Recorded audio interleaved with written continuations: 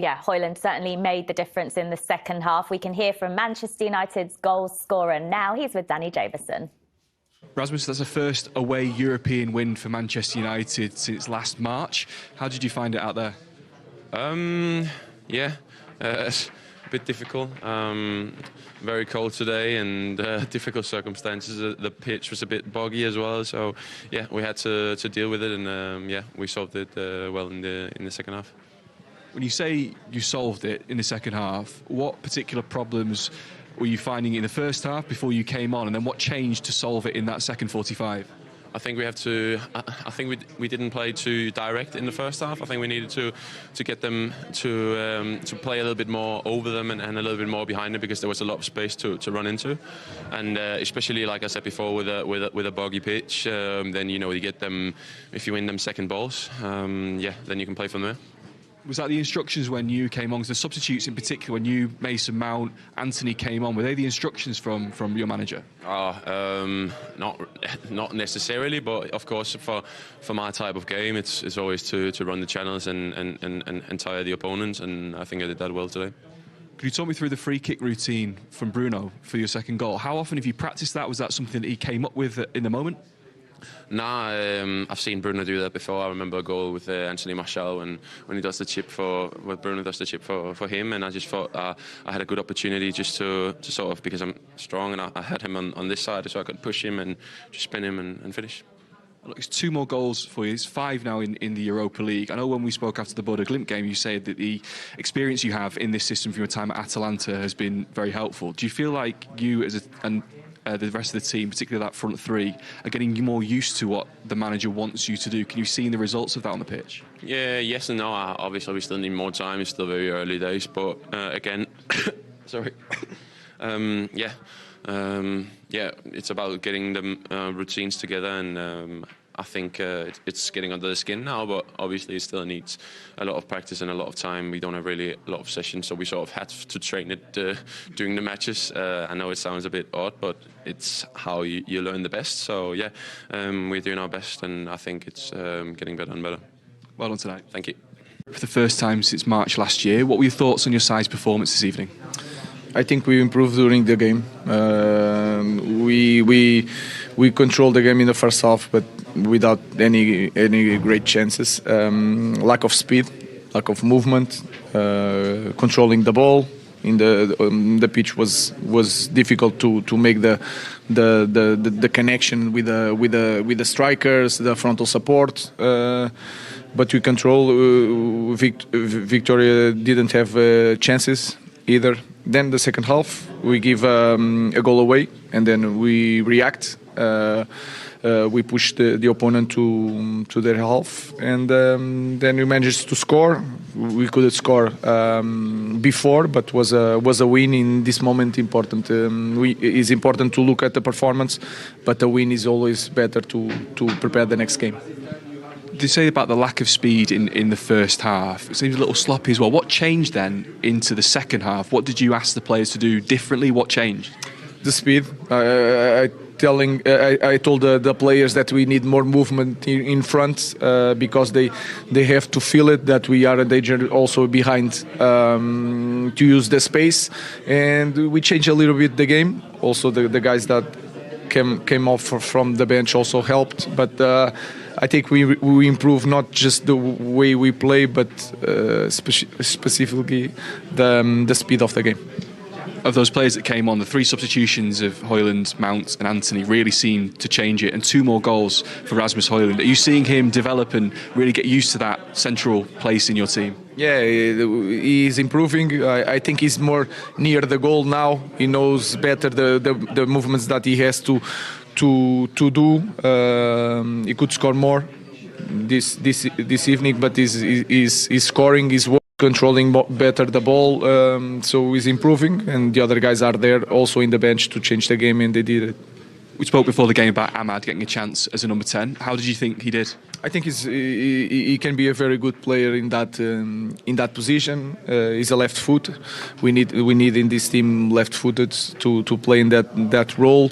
I think in the first half he was coming for the ball too much. He needs to play near the goal, near the back line, not there but near. So it's the first time he will improve in the future. And just last one, we talked about progress, which obviously helps when you win. In terms of the players learning your system, what progress do you think you saw this evening? No, we are improving in some details. We control really well the transitions. We are aggressive when we lose the ball. We need time to work on the possession. This team needs to spend a lot of times near the opponent goal, not just in transition. So we are trying to work on that. But we are. It's good to win, to prepare the next game. It's really important for us. Thank you. Thank you very much. European win this evening. Performance-wise, what did you make of that from Manchester United? No, it was a good performance overall. Obviously, I think in the final third we could have kept the ball a little bit more. We need the man marking from them was difficult to get away. So sometimes it was just more pass and run, try to find the gaps to run in behind them, try to hold the ball up front and then make front row support. I think in the first half we did it a little bit better. In the second half we let the game go a little bit more the way they wanted, a more transition game. But then we dealt with that, and at the end we got to win. You mentioned that the man marking, the press from the front from Plzen particularly seemed to cause a bit of trouble. Could you talk me through the goal that Plzen scored when Andre plays the ball out, what the manager's asking you as a team to do and why that error may have occurred? No, obviously we want to play from the back, and then everyone knows we have to make the decision that is the right one. Andre saw that Mata could get on the ball. He missed the pass. They scored a goal, but nothing. That's nothing that we have to focus about, because you have to focus about like what's the best solution that we can do it in the future. But it's not about Andre making the mistake. We don't look at individuals here. When something happened in the wrong side or on the good side is for all the players that are involved, and we have a huge belief in Andre, so I won't say that Andre knows that he made a mistake, because it's a clever guy. So we don't need to tell him, and he's gonna help us many times coming out from the back. So we trust his qualities on the ball. So they made a good pressure, they got the goal, but then the most important thing, we had the resilience and the fighting spirit to come back. Is that just like an example of, as a squad, you're getting used to a new style of play, so maybe getting used to those kind of situations? Is it taking a little bit of time to do it automatically, I guess? No. This is something that we've been doing for a long time, and we know when Andre plays or Altai plays, or even Tom, we know they are goalkeepers good on the ball, and they can play. They can do these triangles. So it's something that we normally do. Today didn't work in that one, but in many other occasions works. In the first half we did it many times, and they couldn't get near to our players and to Andre neither. So we trust Andre to keep doing the things he thinks is the best one. Obviously, as I said, it's a mistake, part of football. If mistakes don't happen, goals don't happen. Owen, just kind of figuring out what works and who works in which position best in this team as he goes along. Yeah, slowly, but I think he's going to have to start forming some partnerships, in defence, in midfield and in the attack. I feel like he's probably a little bit closer to that. I think he probably now in his mind, especially after the way the subs come on, how he'll play against Manchester City on Sunday away. I think even today, some of the best moments came on the counter-attack. And that's what he said, not just in transition. We've seen this United team, whether it's under Ole Gunnar Solskjaer or Erik ten Hag, actually often the best moments are in transition. So they'll probably have to do that on Sunday, and I think that's probably the way he'll set the team up. OK, so a good victory in Europe for Manchester United tonight. But as you say, Owen, the attention very quickly will turn to the derby on Sunday, massive at the Etihad against Manchester City, and the fixtures to come after that aren't easy either. Tottenham, they've got Bournemouth, who are doing really well, Wolves on Boxing Day, Newcastle, and then Liverpool at the start of January, Karen. Let's focus on the derby, because that's the big one. That's the one that's coming up next. We've just been chatting about who we think he will pick as his starting 11 on Sunday. Now, we're all in agreement that Rasmus Hojlund will start up top. Yep. But we've got very mixed opinions on who we think might start elsewhere. And does that just go to show how difficult a task play, and Ahmad has been the best player for me. But I think you hit the nail on the head there. I think, City will dominate and they'll have to be really good on the counter-attack, whether he likes that, Ruben Amorim. You've seen tonight their best moments, as you said, came when they had more space and on the transition. So he's got to have that in his mind, and he might pick his team with that in his mindset. But yeah, we've all got different teams, because we don't know the relationships, because he keeps chopping and changing it, so we don't know. And only Ahmad, Bruno and Hojlund have really set a light since he's come in my opinion. So it'll be interesting to see who he picks. Oh, and the question that we keep asking, though, is the group of players he has good enough? Well, it's obviously not good enough. That's why they're 13th in the league, Joel. So, but his job is to make them better. And obviously he's probably going to need some new players in. But right now his job is to get the best out of these players. And at some point he's going to have to settle on what's his team going to be going forward, so they can start forming some relationships and partnerships. I think he's done the right thing in trying to figure out who suits where, playing in certain positions. But I think he'll probably tweak it ever so slightly against Manchester City on Sunday. And obviously with the fixtures coming up, they're all quite difficult. So you could probably find a little formula of maybe what's successful.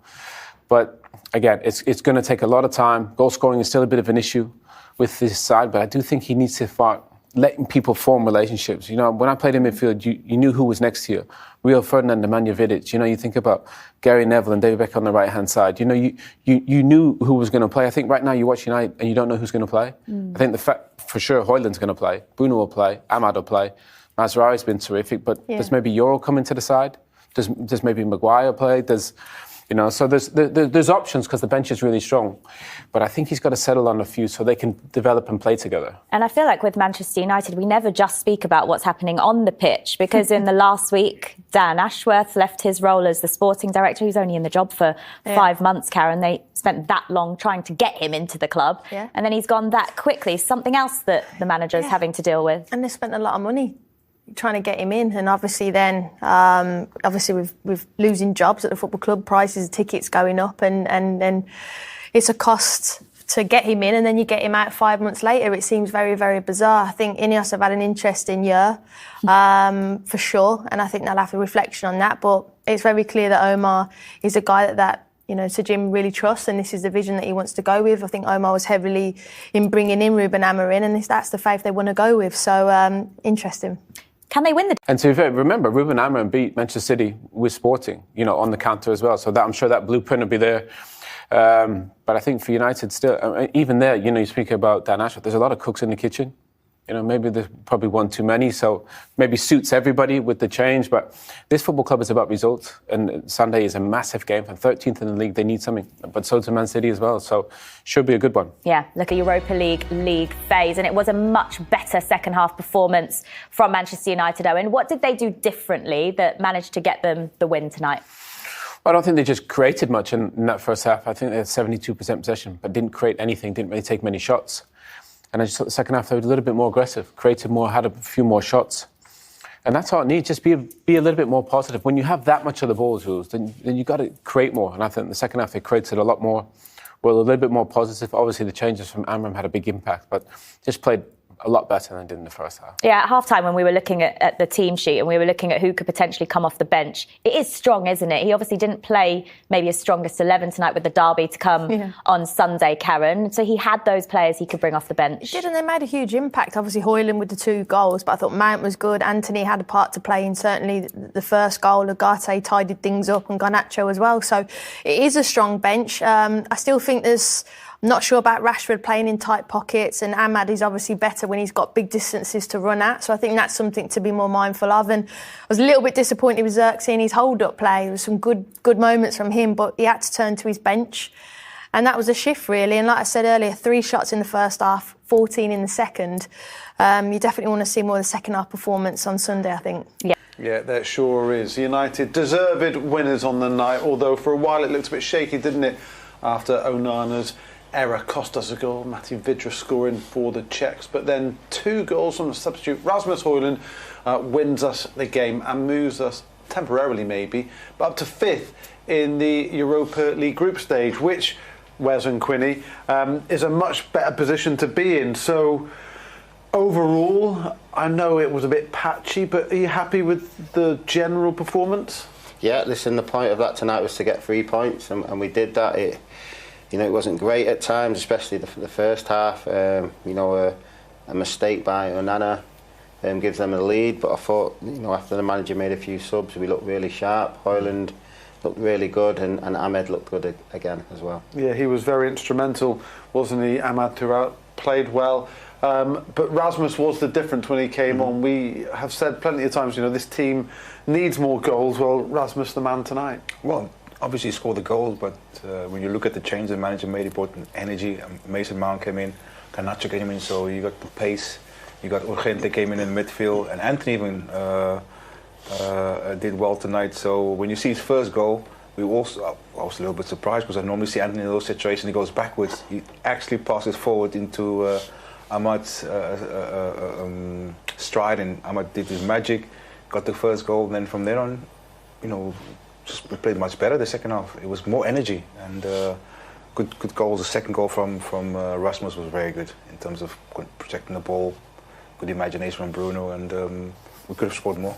Was that something they would have worked on? Oh, definitely. On the training ground, because it was everyone was looking for Bruno to ping it over the top of the defence and maybe get one of the centre-backs to head it back into the danger area, but it was nicely worked, wasn't it? Oh, brilliant, because when you look at the goal, the pitch wasn't the best, so it's actually bobbled to him, and he managed to protect the ball nicely and hit the target, and that's all you want from a striker. Make sure you hit the target every time you get in those positions. But clever play from Bruno, and something they've been working on in training, probably. Yeah, and that's such a good victory in many ways, because it shows character to come from behind, and after suffering a bit of adversity with the mistake, but then to keep going to find an equaliser and then go on and win it shows a good bit of character. Yeah, character, confidence as well. I'm guessing after the first half the manager would have been on him a little bit. We've got to be quicker, we've got to play higher, we need to get at them a bit more quicker, because we're making it far too easy for them, and we did that the second half. We should have scored more goals as well. Maybe Hojlund getting his hat trick. I've seen him having a little word with Ahmed, but I like that. Yeah. He's saying that I'm trying to, I'm sprinting to make this easy for you. But that's what you want from the team, and eventually we come out worthy winners there. Be interesting to see who our fans' player of the match is. The poll is now open on the Manchester United app, so get on there, have your say. Who would you vote for and why, Quinny? Probably Ahmad. I like Ahmad. Chances created, very positive every time he gets the ball. He created a wonderful chance for Mason Mount. We probably could have scored. We were all wishing that he would have scored tonight, but he had 2 chances tonight, Mason, when he came on, and could have probably had 2 goals himself. But Ahmad, just in terms of his imagination, Mazruri, I thought played well as well, but I like the attacking part of Ahmad. What would you say, Ben? Yeah, Mazraoui, I'm going to say, for me, you don't really notice him, but he does everything right. He's marking, he's defending in general. He's quick to the ball. He don't let his man, don't give him much time at all, and that's what you want from a defender. And Ahmed definitely, but listen, Hojlund was in the right spot. Yeah. And that's what we want from the striker. He's in the right spot. I think he's hungry at the moment for goals, and you could see that today. I know he only came on 55 minutes, replacing Marcus, who was on a yellow card and had just made a foul, actually, so it's probably quite a wise substitution. But still, in the 40 minutes he was on the pitch, Rasmus, he made the difference. Brilliant, and that's what you want from your strikers, this competition. I'm sure he's been sitting on the bench waiting to come on, and once you, for strikers, like Wish will tell you, any striker, they need confidence, they need the opportunity just to get a goal, and once you get the first goal, everything else opens for them. You can see how he took his second goal with ease, the way he protected the ball, and then just made sure he hit the target.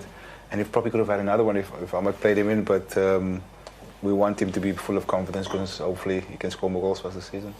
You saw Andre Onana sprinting up the pitch to celebrate with the players when they scored. Now, he was probably the most relieved man in the Dusan Stadium when we got level, and then went on to win it, because it was a bad error by him, and he's been so good this season. We just don't want those little errors to creep into his game. Yeah, and listen, I think they played on that a little bit. They were waiting for that. and Nana just tried to be a bit too cute with it. Sometimes, listen, we all know the way the game's played now, but you just got to kick it, simple as that.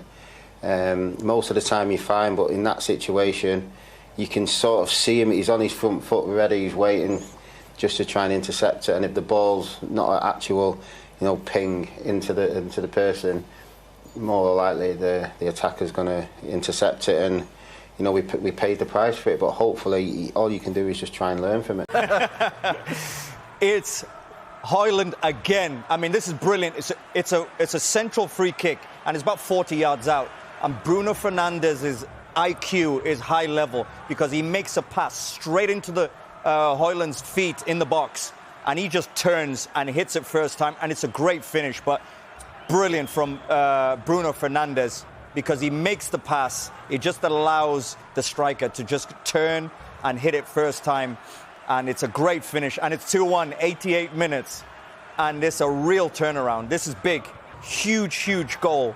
Hojlund has just come on and turned the game around, but I've got to say, made by Bruno Fernandes. Yes, his 5th goal in the Europa League this season. We were talking about good forward play in terms of it being a poacher's goal for the last one. This is just good strength to hold the centre-half off there. Yeah, exactly, yeah. And sometimes you get your goals in different ways, but this was just about, it's one of those in training, you kind of do this kind of setup play where the midfielder plays the ball into you, turn and finish. And it's one of those. I've done this a million times, but it was brilliant. He just turned, just shielded the defender off, and he hits it first time knowing that far bottom corner is free, and that's exactly went to his plan. So it's 2-1 Manchester United, 89 minutes on the clock, and it looks as if this would be a huge win, but it's 2-1. Brilliant from Hojlund. Yeah, and as things stand, Manchester United will be climbing up, but in the home of Pilsner beer, Rasmus Hojlund came off the bench to give Manchester United a victory to toast after their week of turmoil.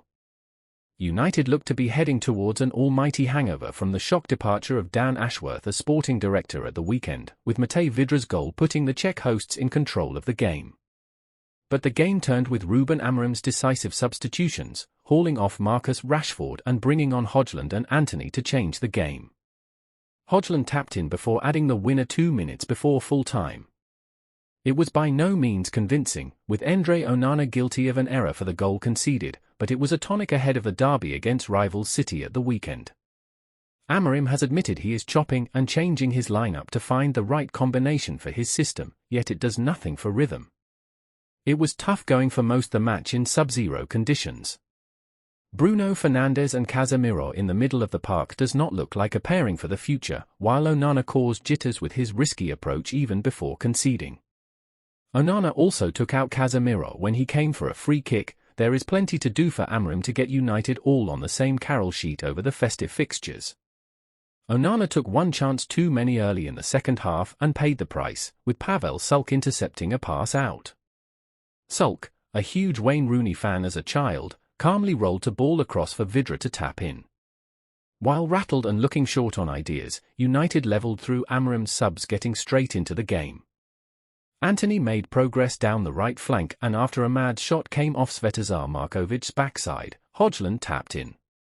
He grabbed the winner right at the end, with Bruno taking a quick short free kick when Viktoria were expecting a deep cross. Hojlund turned and found the bottom corner. United move 5th in the Europa League table, which means if they can retain that position they automatically qualify for the final 16. First half was scrappy and disjointed for United. But the subs had a real effect. Obviously Hojlund scored twice, but the other 3 were effective. Good decision-making by Amorim. He wasn't afraid to shake things up. And it worked. Manchester United weathered another mistake from Andre Onana to complete a comeback victory over Viktoria Plzen to move closer to winning automatic qualification for the Europa League round of 16. The first half in the Czech Republic has a lackluster affair as United controlled possession but created little opportunities. In comparison, the hosts looked sharp on the counter-attack and weren't shy to shoot. Plzen were then gifted the opening goal in the second half as Onana attempted to play out from back. The United goalkeeper gave up the ball and allowed Matej Vydra to tap in from close range. Ruben Amorim switched things up almost immediately and brought on the substitutions. Mason Mount was a bright spark, but Rasmus Hojlund changed the game. He got on the end of passes from Amad Diallo and Bruno Fernandes to equalise and then win the game late in the day. Hojlund the hero as Man United come from behind to beat Plzen. Super sub Rasmus Hojlund struck twice to spare goalkeeper Endre Onanar's blushes as Manchester United came from behind to secure a 2-1 victory at Viktoria Plzen in the UEFA Europa League. The Red Devils bossed possession but initially struggled to create much of note, with Bruno Fernandes seeing a 25-yard drive well saved in what was otherwise a dull first half. The match then exploded into life on 48 minutes when Onanar's wayward pass inside his own area allowed the hosts to take advantage, with former Watford and Burnley forward Matej Vydra firing into an empty net. Ruben Amorim responded with a trio of substitutes that altered the complexion of the game, and one of those changes delivered almost immediately as Hojlund touched in Amad Diallo's deflected cross shot on 62 minutes. The away side dominated from that moment on and deservedly took the points when Hojlund rifled in Fernandes' disguised free kick 2 minutes from time. The result means United have now won 3 of their 6 matches in the competition and are within reach of finishing in the top 8 of the league phase. Next up, Manchester United visit neighbours and reigning Premier League champions, Manchester City, in the English top flight on Sunday afternoon. TNT Sports experts react to Man United's comeback victory. Owen Hargreaves: a massive win. It was almost a must-win game. There was massive pressure. There were still some mistakes in there with the mix-up with De Ligt and Onana, but a really good response from the team. It wasn't vintage, but the second half was much better. Amorim made some subs, and it had a big impact on the game. Karen Carney: it is literally about the substitutes changing the game, but I also think the game was more stretched and it kind of helped United. Just look at the stats. In the first half United had 3 shots and in the second half they had 14, so there was a big difference.